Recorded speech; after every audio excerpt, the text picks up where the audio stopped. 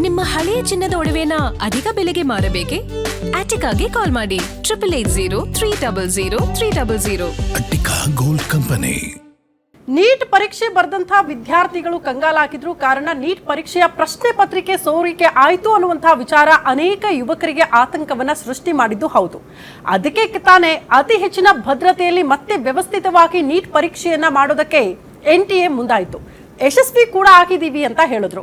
ಆದಾಗ್ಯೂ ಕೂಡ ಶಿಕ್ಷಣ ವ್ಯವಸ್ಥೆಯಲ್ಲಿ ಅತಿ ದೊಡ್ಡ ಕ್ರಾಂತಿ ಮಾಡಬೇಕು ಅನ್ನೋ ಕಾರಣಕ್ಕೆ ಈ ಕಾಕ್ರೋಚ್ ಪಾರ್ಟಿ ಯುವಕರ ಸಮೂಹವನ್ನ ಕಟ್ಕೊಂಡು ಅತಿ ದೊಡ್ಡ ಹೋರಾಟವನ್ನ ಮಾಡಿತು. ಸಚಿವ ಧರ್ಮೇಂದ್ರ ಪ್ರಧಾನ್ ಅವರ ರಾಜೀನಾಮೆ ಕೊಡೋ ತನಕ ಕೂಡ ಹೋರಾಟವನ್ನ ಕೈ ಬಿಡಲ್ಲ ಅಂತ. ಪ್ರಜಾಪ್ರಭುತ್ವ ವ್ಯವಸ್ಥೆಯಲ್ಲಿ ಹೋರಾಟ ಮಾಡೋದು ತಪ್ಪಲ್ಲ, ಪ್ರಶ್ನೆ ಮಾಡೋದು ತಪ್ಪಲ್ಲ. ಶಿಕ್ಷಣ ವ್ಯವಸ್ಥೆಯಲ್ಲಿ ಖಂಡಿತವಾಗ್ಲೂ ಬದಲಾವಣೆ ಆಗಲೇಬೇಕು. ವಿದ್ಯಾರ್ಥಿಗಳ ಬಾಳಲ್ಲಿ ಯಾರು ಕೂಡ ಆಟ ಆಡಬಾರ್ದು. ಹಂಗೇನಾದ್ರೂ ಭವಿಷ್ಯದ ಜೊತೆಗೆ ಆಟ ಆಡಿದ್ರೆ, ಚೆಲ್ಲಾಟವಾಡಿದ್ರೆ ಅಂಥವರು ರಾಜೀನಾಮೆ ಕೊಡೋದಕ್ಕೆ ಆಗ್ರಹಿಸೋದ್ರಲ್ಲೂ ಕೂಡ ತಪ್ಪಿಲ್ಲ.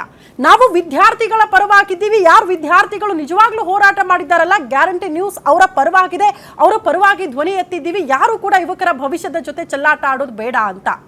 ಬಟ್ ಹೋರಾಟದ ನೆಪವನ್ನ ಇಟ್ಕೊಂಡು ಹಿಂಸಾ ರೂಪವನ್ನ ತಾಳೋದು, ಆ ಹೋರಾಟ ಎಷ್ಟರ ಮಟ್ಟಿಗೆ ಸರಿ? ಈ ಹೋರಾಟವಾಗಿ ಉಳಿಲಿಲ್ಲ, ಬದಲಾಗಿ ಸಂಸತ್ತನ್ನ ಪುಡಿ ಮಾಡ್ಬಿಡ್ತೀವಿ ಅನ್ನುವಂಥ ಎಚ್ಚರಿಕೆ ಕೊಟ್ಟಿದ್ದು ಎಷ್ಟರ ಮಟ್ಟಿಗೆ ಸರಿ ಅನ್ನುವಂಥ ಪ್ರಶ್ನೆ ನಮ್ಮನ್ನ ಕಾಡೋದಕ್ಕೆ ಶುರುವಾಯಿತು. ಸಂಸತ್ತನ್ನ ಪುಡಿ ಮಾಡೋ ಮಟ್ಟಿಗೆ ಶಿಕ್ಷಣ ವ್ಯವಸ್ಥೆಯಲ್ಲಿ ಕ್ರಾಂತಿ ಮಾಡೋದಕ್ಕೆ ಈ ಹೋರಾಟ ಆಗಬೇಕಾ? ಈ ಹೋರಾಟ ಹಿಂಗೆ ಆಗಬೇಕಾ? ನಮ್ಮ ಭಾರತದ ವ್ಯವಸ್ಥೆಯನ್ನ ನೇಪಾಳ ಮಾಡ್ಬಿಡ್ತೀವಿ, ಶ್ರೀಲಂಕಾ ಮಾಡ್ಬಿಡ್ತೀವಿ, ಬಾಂಗ್ಲಾದೇಶ ಮಾಡ್ಬಿಡ್ತೀವಿ ಅನ್ನುವಂಥ ಎಚ್ಚರಿಕೆ ಕೊಟ್ಟಿದ್ದು ಎಷ್ಟರ ಮಟ್ಟಿಗೆ ಸರಿ? ಇದೆಲ್ಲವೂ ಕೂಡ ಆತಂಕ ಸೃಷ್ಟಿ ಮಾಡುವಂಥ ಹೋರಾಟಗಳಾಗೋಯ್ತು. ಅಲ್ಲಿ ಬಂದು ಹೋರಾಟ ಮಾಡಿದ್ದು ನಿಜಕ್ಕೂ ವಿದ್ಯಾರ್ಥಿಗಳ, ಯುವಕರ, ಅಥವಾ ಇನ್ಯಾರೋ ಬೇರೆ ಪ್ರವೋಕ್ ಮಾಡಿ ಅಲ್ಲಿ ಹೋರಾಟ ಮಾಡೋದಕ್ಕೆ ಬಂದ್ರ? ಇಡೀ ವ್ಯವಸ್ಥೆಯನ್ನ ಬದಲಾವಣೆ ಮಾಡಬೇಕು, ಇದು ಹಿಂಸಾ ರೂಪ ತಾಳಬೇಕು ಅನ್ನುವಂಥ ಉದ್ದೇಶ ಪೂರ್ವಕವಾಗಿ ಹೋರಾಟಗಳು ಆಗೋಯ್ತಾ? ಇದೆಲ್ಲವೂ ಕೂಡ ಪ್ರಶ್ನೆ ಇದೆ. ಪ್ರಧಾನಿ ನರೇಂದ್ರ ಮೋದಿ ಅವರ ಸಮಾಧಿ ಮಾಡೋ ತನಕ ಕೂಡ ಹೋರಾಟವನ್ನ ಕೈ ಬಿಡಲ್ಲ ಅನ್ನುವಂಥ ಎಚ್ಚರಿಕೆ ಇದೆಯಲ್ಲ, ಇದು ಬಹಳ ಆತಂಕಕಾರಿ ಬೆಳವಣಿಗೆಗಳು. ಇದೇ ವಿಚಾರಕ್ಕೆ ಸಂಬಂಧಪಟ್ಟಂತೆ ಇವತ್ತು ಸುದೀರ್ಘವಾಗಿ ಚರ್ಚೆ ಮಾಡೋಣ. ಇದೆ ಈ ಹೊತ್ತಿನ ವಿಶೇಷ, ನೀಟ್ ಅಗ್ನಿಕಾಂಡ.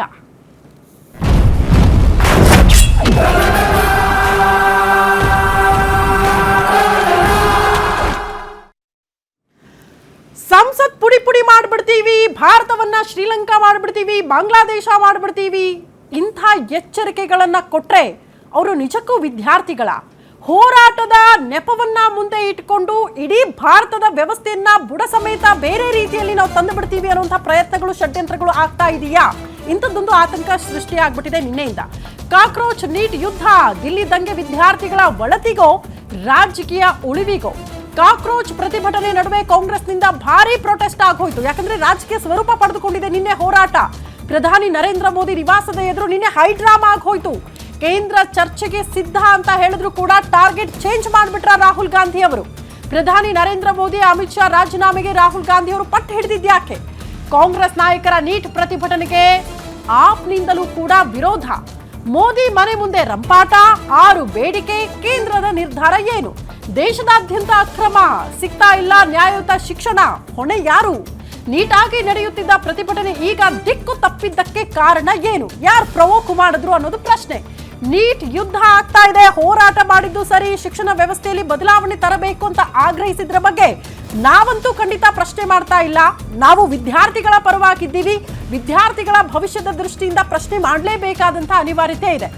ಆದರೆ ನೀವು ಪ್ರಜಾಪ್ರಭುತ್ವ ವ್ಯವಸ್ಥೆಯಲ್ಲಿ ಪ್ರಶ್ನೆ ಮಾಡಕ್ಕೆ ಹಕ್ಕಿದೆ, ಹೋರಾಟ ಮಾಡಕ್ಕೆ ಹಕ್ಕಿದೆ ಅನ್ನೋ ಕಾರಣಕ್ಕೆ ಹೋರಾಟವನ್ನ ಹಿಂಸಾ ರೂಪ ತಾಳೋದು, ಪ್ರಚೋದನಕಾರಿ ಸ್ಟೇಟ್ಮೆಂಟ್ಗಳನ್ನ ತರೋದು, ಸಂಸತ್ಗೆ ನೀವು ದಾಳಿ ಮಾಡ್ಬಿಡ್ತೀವಿ ಅಂತ ಹೇಳೋದು, ಅದನ್ನ ಪುಡಿ ಮಾಡ್ಬಿಡ್ತೀವಿ ಅಂತ ಹೇಳೋದು ಎಷ್ಟರ ಮಟ್ಟಿಗೆ ಸರಿ ಅನ್ನೋದು.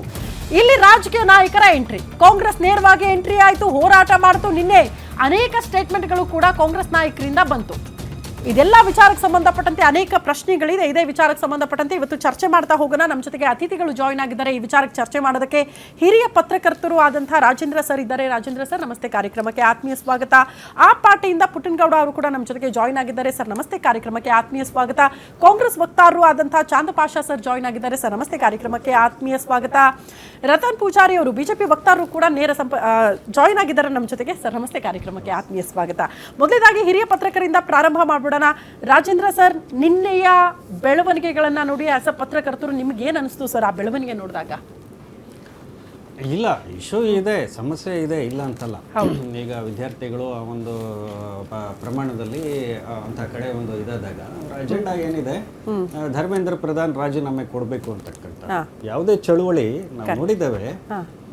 ಭಾರತ ದೇಶಕ್ಕೆ ಒಂದು ಚಳುವಳಿಯ ದೊಡ್ಡ ಪರಂಪರೆ ಇದೆ, ಅದರಲ್ಲೂ ಕೂಡ ಗಾಂಧಿಯನ್ ಪ್ರಿನ್ಸಿಪಲ್ಸ್ ಇದೆಯಲ್ಲ, ಇದಕ್ಕೆ ಇಡೀ ವಿಶ್ವದಲ್ಲೇ ಅದು ಇವತ್ತು ಮಾದರಿ ಅಂತ ನಾವು ಅಂದಿಸ್ಕೊಳ್ಳುತ್ತೆ. ಹಾಗೆ ಅವರೆಲ್ಲೂ ಕೂಡ ಹಿಂಸಾತ್ಮಕವಾದಂಥ ದಾರಿ ಹಿಡಿದವರಲ್ಲ. ಹಾಗೆಯೇ ಇವರಿಗೆ ಪ್ರತಿಭಟನೆ ಮಾಡಲಿಕ್ಕೆ ಎಲ್ಲ ರೀತಿಯಾದಂಥ ಒಂದು ಹಕ್ಕುಗಳು ಮತ್ತು ಎಲ್ಲ ರೀತಿಯಾದಂಥ ಇದು ಇದೆ, ಇಲ್ಲ ಅನ್ನೋದಲ್ಲ. ಆದರೆ ಈ ಆವೇಶ ಏನಾಗುತ್ತೆ, ನಾವು ಒಂದು ಅರ್ಥ ಮಾಡ್ಕೋಬೇಕು, ಈ ಯುವಜನತೆಯಲ್ಲಿ ಈಗ ಏನು ಒಳಗಡೆ ಆ ರೀತಿಯಾದಂಥ ಒಂದು ಆಕ್ರೋಶ ಇದೆ, ಆ ಆಕ್ರೋಶದ ಸಮಯದಲ್ಲಿ ಮತ್ತು ಈ ರೀತಿಯಾದಂಥ ಕೆಲವು ಮಾತುಗಳು ಏನು ಹೊರಗೆ ಬಂದಿದೆ, ಅದು ನಿಜವಾಗ್ಲೂ ಕೂಡ ಸಂವಿಧಾನಾತ್ಮಕವಾದಂಥ ಪ್ರಕ್ರಿಯೆಗಳಿಗೆ ವಿರೋಧನೇ. ಪಾರ್ಲಿಮೆಂಟ್ ಪುಡಿ ಮಾಡ್ತೇವೆ ಅಥವಾ ನಾವು ಪ್ರಧಾನಿ ಮಂತ್ರಿಗಳನ್ನು ಇದು ಮಾಡ್ತೇವೆ ಅಂತಕ್ಕಂಥ ಒಂದು ಡೆರೋಗೇಟರಿ ಆಗಿ, ಅಂದರೆ ಈ ಆವೇಶ ಅನ್ನೋದು ಇದೆಯಲ್ಲ, ಇದು ಆವೇಶಕ್ಕೆ ಕಣ್ಣಿಲ್ಲ ಅನ್ನೋದು, ಮತ್ತು ಸಮೂಹ ಅನ್ನೋದಕ್ಕೆ ಮೊದಲು ತಲೆ ಇಲ್ಲ ಅನ್ನೋದು, there is no head for mass ಅಂತ. ಹೀಗಾಗಿ ಈ ಮಾಸ್ ಒಂದು ಸಾಮೂಹಿಕವಾಗಿ ಜನ ಸೇರಿದಾಗ ಸಾಮೂಹಿಕವಾಗಿ ಯಾರ್ಯಾರು ಏನೇನು ಮಾತಾಡ್ತಾ ಇದ್ದಾರೆ, ಮಾಬ್ ಅಂತ ಹೇಳ್ತೇವೆ, ಈ ಮಾಬ್ ಮೆಂಟಾಲಿಟಿ ಅಂತ ಹೇಳ್ತೀವಲ್ಲ. ಹಾಗಾದರೆ ಆಗಲೇ ನೀವೊಂದು ಪ್ರಶ್ನೆ ಎತ್ತಿದ್ರಿ, ಮಿಸ್ಕ್ರಿಯೆಂಟ್ಸ್, ಕಿಡಿಗೇಡಿಗಳು. ಈ ಕಿಡಿಗೇಡಿಗಳು ಯಾರಾದರೂ ಇದ್ದಾರಾ? It is the question of matter.